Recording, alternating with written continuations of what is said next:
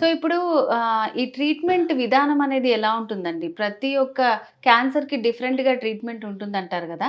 So మరి థ్రోట్‌లో వచ్చే క్యాన్సర్‌కి ఎట్లా ఉంటుంది ట్రీట్మెంట్?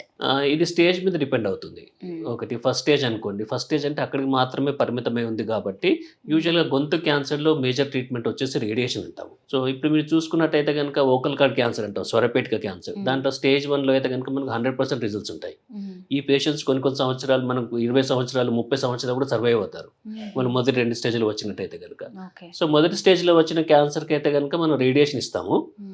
రెండో స్టేజ్‌లో వచ్చిన క్యాన్సర్ కూడా రేడియేషన్ ఉంటుంది. మూడో స్టేజ్‌కొచ్చేసరికి మనం దాంతో పాటు కీమోథెరపీ అనేది ఇస్తాము.